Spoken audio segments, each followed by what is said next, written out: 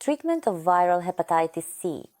Since spontaneous recovery occurs quite often 30%, and those who come to the doctor usually already have rather serious advanced forms of the disease, it becomes necessary to use inpatient treatment with various mixtures for intravenous detoxification. But the goal in treating viral hepatitis is to cure the virus. And now, under modern conditions, direct-acting antiviral drugs are used, which have specificity, that is, they completely eliminate the hepatitis C virus. Antiviral drugs are currently used quite actively and effectively to treat various forms, but they are selected depending on the genotype of the virus, and the duration of their use also depends on the determination of liver tissue density. Because one of the most serious complications of viral hepatitis is the hardening of liver tissue, that is, fibrosis, which can later develop into cirrhosis. To prevent this from happening, various instrumental and non-instrumental methods are used.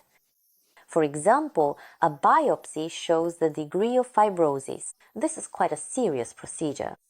But if a biopsy is not possible, there is a biochemical test called a fibro test to determine tissue density. And there are instrumental methods such as elastometry or fibroscan. In other words, these are different methods for assessment. Fibrosis depends on this, and so does the duration. If the fibrosis is at stage 1 to 3, then the duration of treatment with antiviral drugs is 3 months. This is enough for the virus to be eliminated. But in the case of stage 4 fibrosis, which is essentially a diagnosis of liver cirrhosis, the duration of such therapy will be about 6 months.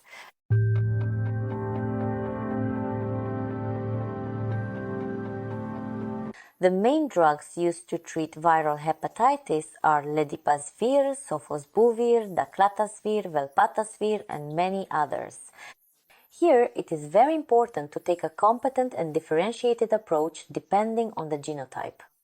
Trust your doctor to choose the right treatment. Comprehensive treatment for hepatitis C also includes liver detoxification drugs such as carnitine and the well-known hepamers, as well as various hepatoprotectors to improve and stabilize the liver membrane, for example, Heptrol. And there are many more such hepatoprotectors. Antifibrotic drugs are used, such as Bisecol, for example. It has been proven that with each 6-month course of Bisectol, the degree of fibrosis decreases by 1 stage. That's why it's very important to combine antiviral drugs with comprehensive treatment. And it's also very important to remember that the liver restores its functions and structure over at least 500 days.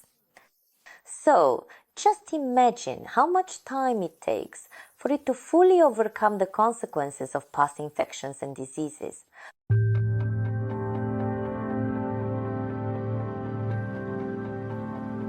So, what exactly makes hepatitis C dangerous? Well, you know that it's traditionally called a gentle killer among people because it can exist in our body for a very long time without being detected or found by our immune system. And the danger of it progressing to a chronic form lies in the fact that it leads to the hardening of liver tissue and cirrhosis. Very often, it is precisely these cirrhotic changes that lead to the development of liver cancer, specifically hepatocellular carcinoma. In fact, up to 7 or 8% of untreated hepatitis C cases result in this. And of course, cirrhosis is a very serious and dangerous disease. And such patients die from intestinal bleeding due to ruptured esophageal veins, from increased bleeding caused by an enlarged spleen, blood clotting disorders, and many other severe complications.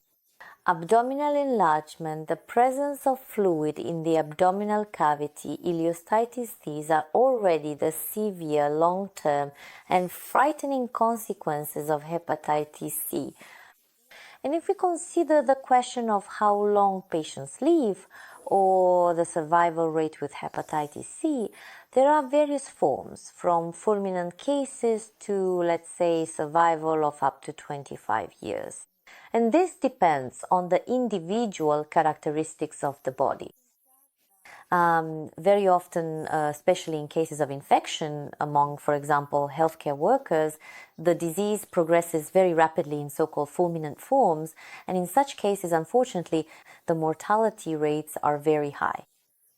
But mainly, if cirrhosis has already developed as a complication of viral hepatitis, then, of course, the survival rate for such patients is from 3 to 5 years. But it is very important for the virus to be eliminated from our body, and then the likelihood of continuing to live a quality life increases significantly.